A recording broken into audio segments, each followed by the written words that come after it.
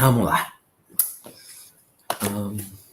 Meus amores queridos, hoje nós vamos estudar uma mensagem belíssima aqui do Evangelho, num dos capítulos que eu mais adoro do Evangelho, que é o capítulo 13. Já falei dele aqui para vocês. Todos os textos são belíssimos. Aliás, o Evangelho todo é muito belo, né? Que a mão esquerda não saiba o que faz a vossa mão direita. Então vamos lá, para quem está chegando agora, nós vamos estudar aqui Allan Kardec, Evangelho segundo o Espiritismo, capítulo 13, uma fala do Espírito Caritas. Já ouviram falar na prece de Caritas? Então esse Espírito Caritas, maravilhoso por sinal, trouxe essa mensagem em Lyon, 1861. Tá bom? Caritas. É o item 14. Isso, item 14 do capítulo 13. Há muitas maneiras de se fazer a caridade, que tantos de vós confundem com esmola. Caritas já começa dizendo, não confunda caridade com esmola. Não obstante, há grande diferença entre elas. A esmola, meus amigos, algumas vezes é útil, porque alivia os pobres, mas é quase sempre humilhante, tanto para o que dá, quanto para o que recebe. A caridade, pelo contrário, liga o benfeitor e o beneficiário, e além disso se disfarça de tantas maneiras. A caridade pode ser praticada mesmo entre colegas e amigos, sendo indulgentes uns para com os outros, perdoando-se mutuamente nas suas fraquezas, cuidando de não ferir o amor próprio de ninguém. Para vós espíritas, na vossa maneira de agir em relação aos que não pensam convosco, induzindo os menos esclarecidos a crer, sem os chocar, sem afrontar as suas convicções, mas levando-os amigavelmente às reuniões, onde eles poderão ouvir-nos e onde saberemos encontrar a brecha que nos permitirá penetrar nos seus corações. Eis uma das formas de caridade. Olha que interessante que Caritas está falando. Existem várias formas de você fazer a caridade e a gente precisa aprender a fazer isso sem humilhar ninguém. Tem que ter sabedoria, jeitinho, né? Tem que ter jeito, né, gente? Nós temos que ter jeito, não é possível, está na hora da gente amadurecer. E aí, ela está dizendo o seguinte, que uma das formas de fazer caridade é conduzir uma pessoa que você ama a um local saudável. Aí ela deu um exemplo de uma reunião espírita, mas obviamente pode ser na igreja, pode ser num templo budista, pode ser num evento, seja onde for. Olha, me perdoem fazer essa ousadia de comparar, mas eu vou permitir aqui, né? Vou me permitir essa ousadia, peço desculpas antecipadas. Nos nossos eventos presenciais, muitas pessoas vão sem me conhecer e sem conhecer o trabalho. Agora, no último retiro, aconteceu exatamente isso que Caritas está falando. Teve algumas pessoas que ficaram até o final, aí quando eu fui cumprimentá-las, elas nunca tinham ido lá. E estavam agradecendo substancialmente o retiro. E como tinha transformado elas aqueles 3 dias, né, que a gente passou junto. E aí ela estava agradecendo, lembro de uma senhora especificamente agradecendo, né, quem ela, não sei se foi amiga, se foi uma outra pessoa que estava do lado dela que tinha levado, e como fez bem. Lembro do caso de um conhecido meu, inclusive, que levou um amigo dele, que participou e que fez um bem danado. Então, veja só, o que Caritas está falando? Nesses ambientes espiritualizados, não importa onde seja, né? É qualquer ambiente saudável. Eles, espíritos, Caritas acabou de falar, nós podemos influenciá-los. O que ela está dizendo? Quando você leva alguém num ambiente saudável, você facilita, às vezes, que os bons espíritos falem e influenciem as pessoas que você quer ajudar. Porque, às vezes, você dá um conselho para a pessoa, ela não escuta. Olha que interessante. Mas no ambiente certo, vai diminuindo, sabe? Aquela borra vibracional, aquela estrutura pesada na cabeça da pessoa, ela vai ouvindo, vive uma experiência gostosa, conversa com um, com o outro, e, de repente, a espiritualidade vai lá e, pum, sabe? Ajuda e vai falando. Lá no ouvido dessa pessoa que você ama, olha, fulano, você não pensou que é possível fazer assim? Fulano, você já pensou nessa transformação? Fulano, você já pensou? Aí, de repente, essa pessoa vai... Ela, na cabeça dela, ela está pensando sozinha nisso. Ela não sabe, né? Que ela está sendo intuída. Mas como ela está numa faixa de conexão, ela está lá. Realmente, acho que eu preciso mudar, que eu posso fazer assim, assim, assado. Gente, sabe o que é mais engraçado? É que às vezes foi a mesma coisa que você falou. Às vezes é a mesma coisa que você está falando há um tempão, mas a pessoa não ouviu, ou ela ouviu e não escutou. Mas, de repente, no ambiente saudável, diminui esse processo, né, de não acolhimento e o processo flui. Então, Caritas está dizendo, uma das formas de você ajudar quem você ama é criar situações abençoadas. O Evangelho no Lar é uma. Às vezes uma pessoa amiga vai na sua casa e participa do seu evangelho no lar. Ela nem quer participar, ela às vezes foi te visitar. Você fala, não, você está aqui em casa, vem cá, senta aqui, vamos participar do evangelho. E de repente no ambiente do evangelho ela se beneficia. Entendeu a ideia? Vamos continuar, vamos continuar. Você só foi um dos itens que Caritas falou. Escutai agora o que é a caridade para com os pobres, esses deserdados do mundo, mas recompensados por Deus, quando sabem aceitar as suas misérias sem murmurações, o que depende de vós. Vou me fazer compreender por um exemplo. Vejo muitas vezes na semana de uma reunião de damas de todas as idades. Para nós, como sabeis, são todas irmãs. Trabalham rápidas, bem rápidas, os dedos são ágeis. Vede também como os rostos estão radiantes e como seus corações batem uníssono. Mas qual o seu objetivo? É que elas veem aproximar-se o inverno, que será rude para as famílias pobres. As formigas não puderam acumular durante o verão os grãos necessários à provisão, e a maior parte de seus utensílios está empenhada. As pobres mães se inquietam e choram, pensando nos filhinhos, que neste inverno vão sofrer de frio e de fome. Mas tende paciência, pobres mulheres. Deus inspirou a outras mais afortunadas do que vós. Olha que lindo isso, gente. Elas se reuniram e confeccionam roupinhas. Depois, num desses dias, quando a neve tiver coberto a terra e murmurardes dizendo, Deus não é justo, pois é essa a expressão comum dos vossos períodos de sofrimento, então vereis aparecer um dos enviados dessas boas trabalhadoras e se constituírem operárias dos pobres. Sim, era para vós que elas trabalhavam assim. E vossos murmúrios de transformação em bênçãos, por quê? No coração dos infelizes, o amor segue de bem perto o ódio. Olha que frase, hein? No coração dos infelizes, o amor e o ódio andam lado a lado. Olha por que a gente tem que tomar cuidado com a vigilância. Então, às vezes eu e você, nós estamos passando por uma prova difícil e a gente se revolta. E nessa revolta, a gente se perde. Quantas pessoas estão aqui no evangelho e aí de repente desencarna alguém que você ama?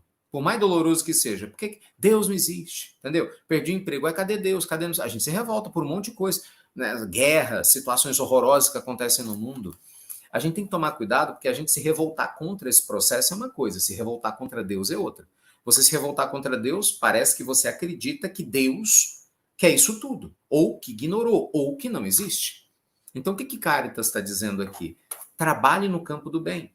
Caritas, não sei se vocês entenderam aqui, porque eu estou lendo, né? Talvez um pouquinho rápido. Mas o que esse espírito maravilhoso está falando? Ela estava dizendo, na França, na época dessa psicografia, em 1861, tinha um grupo de mulheres abastadas. Quer dizer, um grupo de mulheres, não é que é ricas, mas que tinham condições financeiras. E elas se reuniam para poder costurar roupas e cobertores para as mães e para os filhos, né, de famílias pobres. Então, as mães e os filhos de famílias pobres não sabiam que iam receber esses cobertores. Mas veja, ela, no espírito do porte de Caritas e de outros, estava com essas mulheres, intuindo essas mulheres, orientando essas mulheres para fazer o bem. Então veja só você como é fundamental uma tarefa, gente. Olha como a gente se cura, veja. Eu queria ser uma dessas mulheres. Você não queria, não? Trabalhando no campo do bem, sabe, dando conta de passar pela vida material sem se perder. Olha, recebendo orientação de Caritas. Imagina que chique. Por quê? Questão de sintonia. Então imagina, você quando faz isso, você faz uma campanha do quilo, você vai visitar um enfermo no hospital, você vai doar o seu tempo, o seu carinho, uma atenção para uma pessoa que é andarilha, está no meio da rua. Você tem a paciência de compartilhar seu coração, né, seus sentimentos com pessoas que estão em necessidade, e muitas vezes você compartilha o seu bolso, você tem recurso material, foi como ela começou dizendo aqui, às vezes a esmola, abre aspas, é necessária, mas não dando como esmola, entendeu? Você tem que ter a dignidade de como oferecer para que a pessoa não se sinta mal, entendeu? Não se sinta mal, né, com aquilo que está recebendo. E isso faz uma diferença muito grande.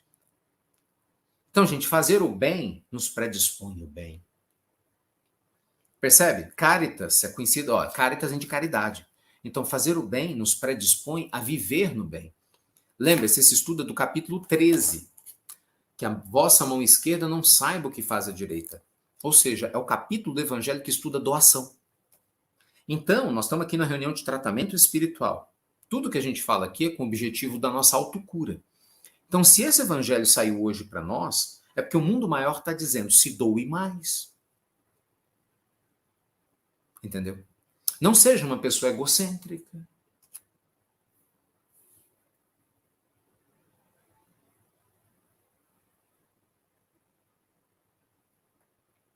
Descubra como é bom fazer a coisa certa. E não é para contar para todo mundo, não é sobre isso aparecer, é sobre você fazer o que é certo.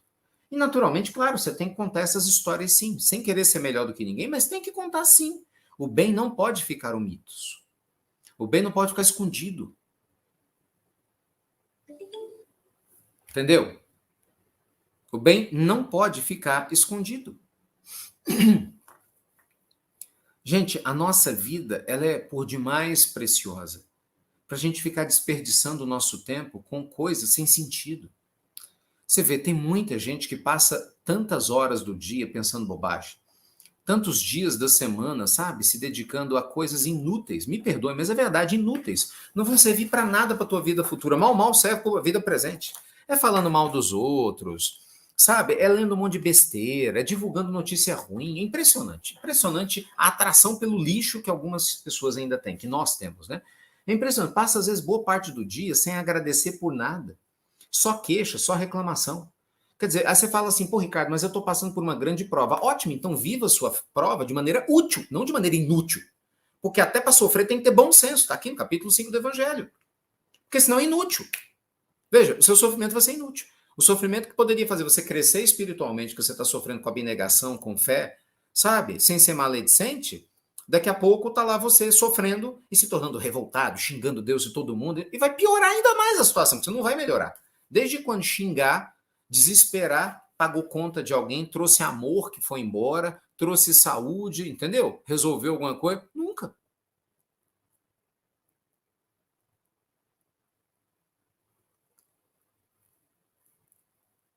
Então a gente tem que se ligar, né, gente? Cada um de nós pode fazer um pouquinho.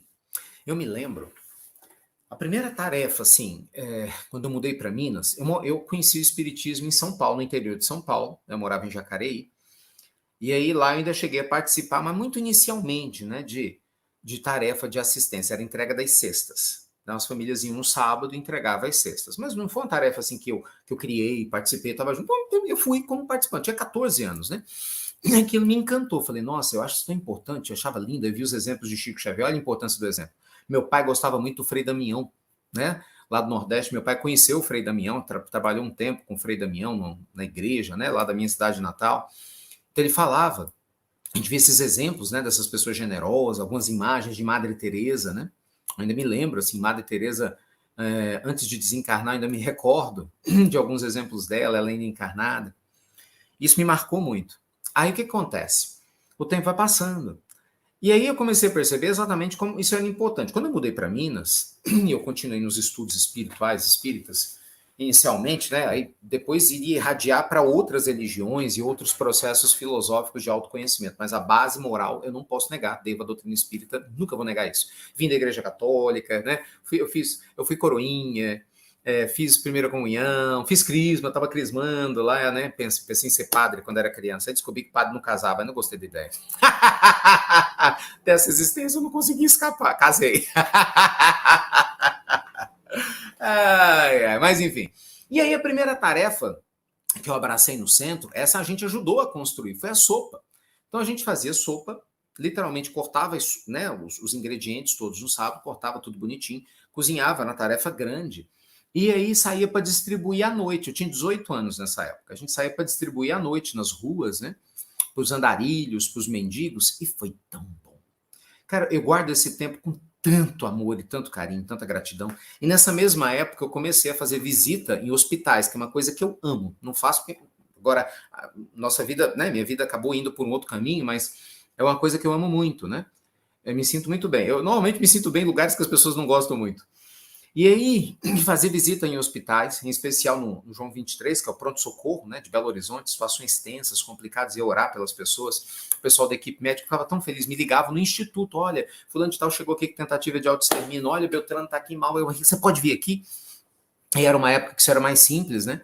E aí eu ia, e eu aprendi tanto.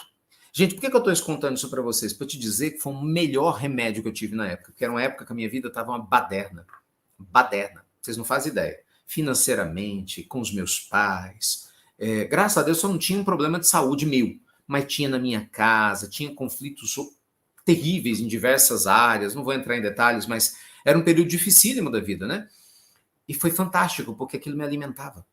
E eu lembro que muitas vezes eu saía para o trabalho ou para as visitas e, assim, sabe, com aquela sensação de, ai meu Deus, que preguiça de ir. Mas eu nunca voltei pior do que eu fui. Nunca. Nunca. E aí eu comecei a perceber a armadilha que a gente fica, porque o nosso ego e as obsessões muitas vezes faz a gente achar que a gente não precisa, que a gente tem que descansar. Gente, descanse no bem, fazendo bem. O melhor descanso do mundo existe é fazer o bem. Sua consciência vai estar em paz, seu coração vai estar em paz, você atrai a simpatia dos amigos espirituais. Você não faz ideia. Depois de um tempo, eu comecei a ter notícia de. Gente, isso é muito lindo.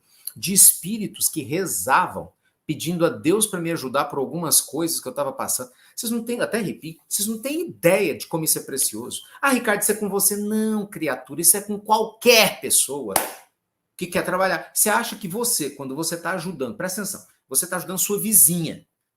Vizinha. Todos os defeitos que eu e você temos. Você está lá ajudando a vizinha. Você acha que o amigo espiritual da vizinha, que está vendo você ajudar a vizinha, não vai lá ficar feliz, não vai tentar te retribuir? É claro que vai, ué. Agora imagina se você ajuda a vizinha, você ajuda o vizinho da vizinha, né? Você beneficia o fulano, Beltrano, você vai ter um monte de gente que vai estar rezando por você. Aí a vizinha está lá, oh meu Deus, abençoa o fulano, né? Abençoa o Beltrano. Você não agradece as pessoas? Eu rezo tanto por quem me ajuda. Eu rezo para quem não me ajuda em nada. Eu rezo para quem só quer me atrapalhar, quanto mais para quem me ajuda. Entendeu? Se eu fico feliz, você acha que se o meu amigo espiritual vai assim, Ricardo, eu fui ajudar o fulano, ó, intercedemos pelo Beltrano, Cadorado, eu vou ficar feliz demais. Então fazer o bem faz o bem. Fazer o bem cura a gente, meus amigos. Nós estamos longe da perfeição. Não vem com essa história fiada de que nós temos assim que ser perfeito. Não, você tem que fazer o bem apesar dos defeitos, apesar dos problemas. Entendeu? Tá com problema? Vai com problema mesmo. Tá cansado? Vá cansado mesmo. Entendeu? Tá com sono? Vai com sono mesmo. Mas vai. Sabe, se liberta, se permita descobrir o prazer de tentar servir, não é nem de servir, né? Quem somos nós para servir de verdade? Mas pelo menos para se colocar a serviço. É o que Caritas fala, isso nos protege, meus amigos. Isso nos protege. Então se liga, porque talvez muitos de nós sejamos teóricos do evangelho. Ser um teórico do evangelho já é uma vantagem, às vezes você não está fazendo mal para ninguém, mas é limitado. No ponto de vista do crescimento espiritual, é limitado. O que faz o bem é você ativamente praticar o bem. Inclusive está em Livro dos Espíritos. Não basta não fazer o mal. É necessário trabalhar no bem. É necessário trabalhar no bem. Olha os feedbacks de vocês aqui. Ó. Quem participa de tarefa assistencial já participou em qualquer área, em qualquer religião, em qualquer questão, não é? Não é maravilhoso? É muito lindo.